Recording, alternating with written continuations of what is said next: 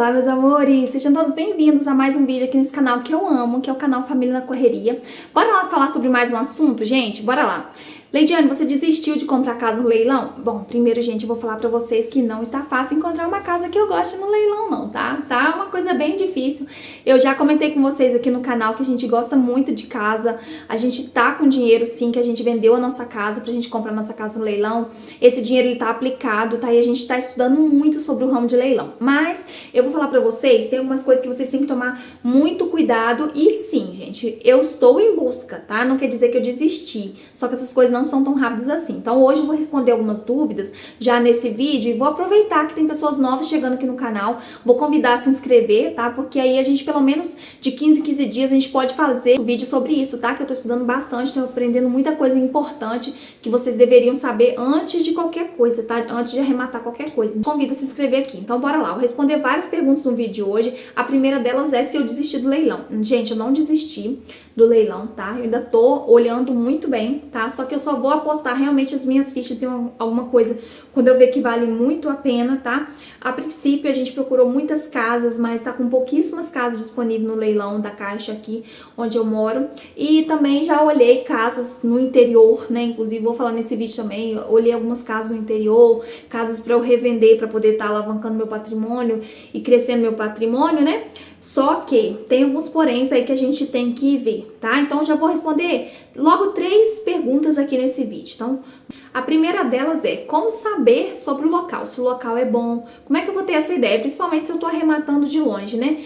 Quando a gente mora na cidade que a gente quer comprar casa no leilão, a gente vai lá presencialmente, gente, lógico, a gente vai lá dar uma sondada no bairro, né? Então, como que eu vou entender se aquele bairro é bom? Se o bairro tiver comércio, se o bairro tiver ponto de ônibus, fácil acesso a comércio, se no caso for um bairro residencial, mas vai ter fácil acesso ao comércio, se tem alguma coisa ali que valoriza aquele bairro, como um shopping, ou uma coisa próxima assim, né, uma indústria, uma fábrica, que sempre valoriza muito o bairro quando tem fábrica, quando tem shopping. E outra coisa, gente, se a vizinhança é boa, tá? Porque não adianta você comprar uma mansão num lugar abandonado, que não tem ninguém. Ou então você compra uma casa muito, muito top, mas em volta é favela. Então, assim, tem que tomar muito cuidado, prestar bastante atenção, porque é uma coisa que não tem muita volta, né? Porque não é fácil vender imóvel, gente. Acho que vocês devem imaginar, né? Que não é fácil comprar, mas também não é fácil vender. Para você vender fácil, tem que ser uma coisa muito boa, né? E coisas boas todo mundo quer. Coisa ruim ninguém quer, fala a verdade. Então, assim, tem que ficar muito esperto com o leilão por causa disso, porque às vezes o imóvel tá lá na venda direta online, mas às vezes tem os porquês e os pepinos, tá? Vou contar mais uma experiência pra vocês. Eu acho que já me identifico bastante quando eu falo assim, vou contar a minha experiência. Apesar de eu não ter experiência em leilão, mas eu tô adquirindo uma certa experiência vendo os imóveis, sabe? Tentando observar, tentando não cair em nenhuma enrascada, porque tem que tomar muito cuidado. Bom, a primeira coisa que eu vou contar pra vocês é que no último vídeo eu falei a respeito de uma casa, né, que tava na venda direta. Inclusive, essa casa chegou a sumir da venda direta. Eu achei que alguém tinha arrematado, porque, querendo ou não, eu fico ali meio que vigiando os imóveis que eu tô mais ou menos olhando, né? Essa casa voltou novamente, parece que teve uma proposta e a pessoa não ficou com a casa. E a venda voltou novamente, uma casa de 3 quartos, garagem, num lugar muito bom, uma cidade muito boa no interior de Minas, por R$31 mil. E, gente, é claro que eu fiquei muito tentada de comprar essa casa, eu comentei com vocês isso no último vídeo. R$31 mil não paga nem o muro da casa, gente, pra vocês terem noção. Tem um muro enorme na casa, pelo que eu vi pelas fotos do lado de fora, porque a gente não tem como saber, porque a gente não foi lá ver, né, porque é um pouquinho longe. Mas assim, é uma casa que se eu comprasse, eu conseguiria vendê-la no mínimo, gente. No mínimo ali para vender rápido, uns 180 mil. No mínimo, né? Porque se eu fosse vender pelo preço de mercado, eu conseguiria uns 250. Então assim, como o interesse seria comprar para revender, né? Porque eu não vou morar lá nessa cidade do interior. É uma oportunidade sim. Só que, gente, a gente tem que procurar saber das coisas. Não é bem assim, né? Se tem uma graminha, um matinho verdinho ali, pode saber que tem marimbondo ali, né? Meu marido que costuma falar essas coisas, gente. Mato verde, gramado verdinho, tem marimbondo lá. Boi não tá pastando, tem marimbondo. Então, investigando a fundo, eu descobri também que essa casa, ela tá num local onde já existiu tragédias naturais, então pode ser que tenha sido afetada de alguma forma essa casa. Existem processos judiciais envolvendo os ex-donos da casa, porque eu também aprendi a olhar essa informação através do Jus Brasil. Existem outros sites também que você consegue ver processos judiciais envolvendo o nome de ex-donos da casa. Porém, a casa já está regularizada, o nome da Caixa, não sei se estão lá essas pessoas, não cheguei aí nesse local, mas aparentemente era uma excelente possibilidade. Só que eu dei um stand-by nessa casa por questões de tragédia natural. Eu não sei até que ponto pode ter afetado, mas assim, é coisas assim de investigar melhor. Por exemplo, se você estiver próximo ao local, dá pra você ir, olhar, dar uma investigada. Então eu já vou responder uma das perguntas. Como é que eu vou saber se é um lugar bom? Indo lá, gente, perguntando à vizinhança se ali é bom, se ali tem ponto de ônibus, como que funciona as coisas, qual a escola mais próxima, indo lá, fazendo um trabalho de campo mesmo. Se você é um investidor que mora em outro local e você não pode ir, manda lá um motoboy lá tirar uma foto, né? Pede uma pessoa, paga um Uber pra ir até o local, mandar umas fotos pra você. Eu acho que dá pra você fazer de várias formas pra você ter acesso às informações, saber se tem pessoa no local, principalmente se for condomínio. Às vezes é muito difícil saber se tem morador, né? Então, assim, dá pra você entrar em contato de alguma forma, pedir uma pessoa pra tocar o interfone, ver se a pessoa tá lá, ou então tentar entrar com algum corretor de imóveis dentro do mesmo condomínio pra passar o olho, ou passa lá na região à noite pra ver se tem luz acesa. Eu já fiz muito isso, gente, aqui, de passar na região de dia, vi tudo apagado, mas passei à noite e vi que tinha luz acesa, então tinha morador, sabe? Então, assim, a nossa intenção, a princípio, seria comprar um local que não tenha que disputar essa questão da justiça de tirar o morador. Porque eu acho que eu não vou ter jogo de cintura para negociar. Mas se eu comprasse uma casa que tivesse morador dentro, gente, eu tentaria negociar antes de levar para a justiça, porque a justiça, ela faz tudo ser muito mais demorado. Tanto o processo é demorado, quanto a pessoa pode ficar enrolando, porque a justiça respalda ela até o último momento.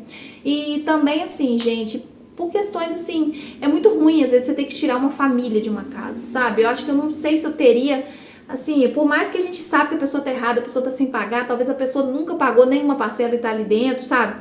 Só que a gente sabe que é difícil você tirar alguém de uma casa.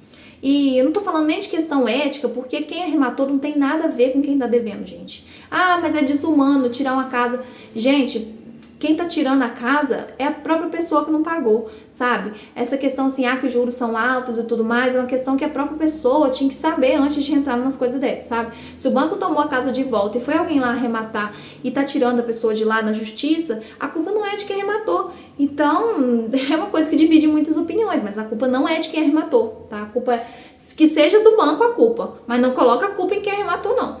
E outra coisa, o banco deixa tudo pro coitado do arrematante resolver, né? Seria muito mais fácil se o banco retirasse essa pessoa muito antes e desocupasse essa casa antes de levar a leilão, mas não é essa a realidade, infelizmente. Então, assim, se eu comprasse uma casa, se eu vier a comprar mais pra frente uma casa com um morador dentro, eu acredito que eu vou tentar negociar por telefone, vou comprar um chip, eu vou entrar em contato pelo WhatsApp da pessoa, eu vou tentar falar com essa pessoa de alguma forma, tá? Eu não vou presencialmente, ou vou já pedir o advogado de cara pra ir lá, tentar conversar com essa pessoa, um advogado, vou no cartório, vou pedir um oficial de justiça lá do cartório, uma pessoa, né, um oficial do cartório mesmo, levar uma carta registrada, um AR lá pra pessoa assinar, e constando, né, essa notificação extrajudicial, constando que a casa já foi arrematada, que a pessoa tem tantos dias para sair, e deixando contato, talvez até oferecendo uma ajuda de custo para a pessoa se mudar, ou pagar um caminhão, ou pagar um aluguel adiantado. Eu acredito que seja a melhor forma, gente. Primeiro, para a pessoa não destruir o imóvel,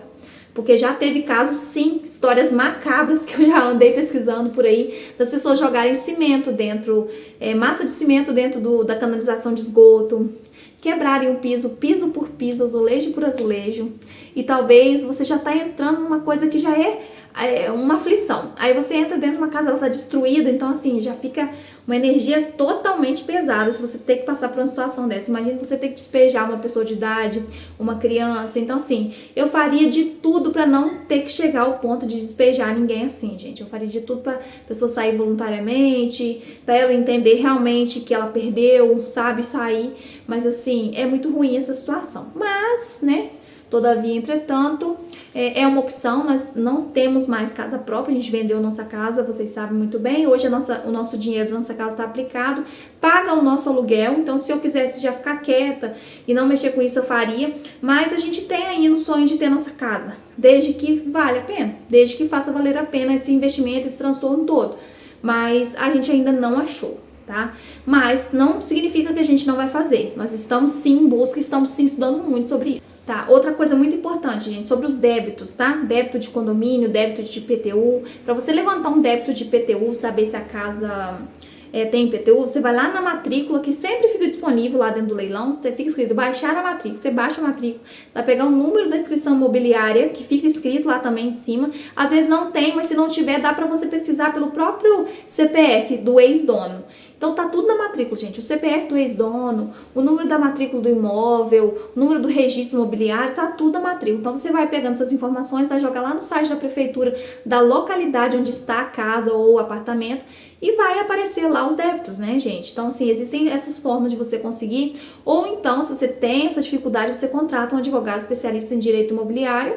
Ele vai te cobrar aí, aqui na minha região, eles estão cobrando uns 7 mil, gente, para analisar um imóvel. Então, para levantar todas as dívidas, para saber se tem processo judicial, para saber se você corre risco de perder essa casa caso você venha arrematar, é mais ou menos 7 mil que eles estão cobrando. Então, se você achar que vale a pena, se for um investimento muito grande que você vai fazer, contrata uma equipe especializada para poder olhar isso. Não entre em barca furada, gente. Eu já falei para vocês aqui no canal que teve gente que entrou em enrascadas. Tem gente que compra uma casa que tem mais dívida de condomínio do que o próprio valor da casa e às vezes a Caixa não paga o valor todo, ou às vezes a Caixa não paga nada daquele valor, porque já vem escrito no edital quando a Caixa paga 90% e você 10%, e quando a Caixa não paga nada. Tem imóveis que a Caixa não assume nenhum risco. Outra coisa, gente, essa semana eu tava vendo uma casa, olha só que interessante. Essa casa também é uma casa muito boa. Eu achei uma casa de 140 metros quadrados, uma região excelente aqui de Belo Horizonte. Uma casa do jeito que a gente queria, com 3 garagens, uma casa top.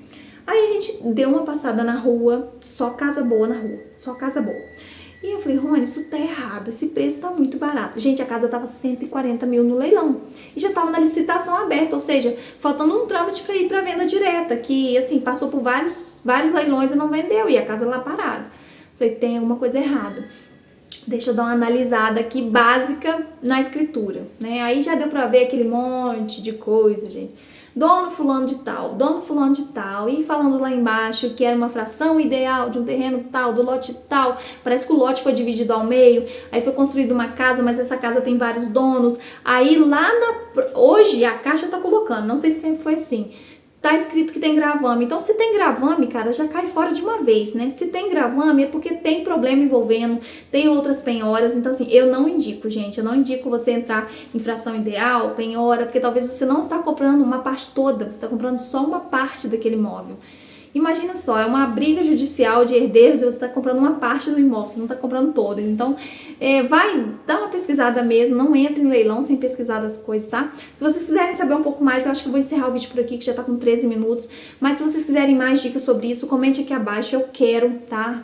Faça sua pergunta, tem que comentar, gente, senão, se for um assunto que eu estiver falando sozinha, que eu não vou trazer mais sobre esse tema, tá? Mas se tiver engajamento, se tiver gostei, e se tiver pessoas comentando eu quero, né, então eu posso trazer mais, porque é uma coisa que eu tô fazendo no off, né, eu não tô compartilhando tanto assim, mas eu já trouxe 3 vídeos sobre isso, inclusive vou deixar aqui no finalzinho, caso você não tenha assistido, tem muita dica importante, eu montei uma playlist só pra isso, então vou deixar essa playlist aqui no final.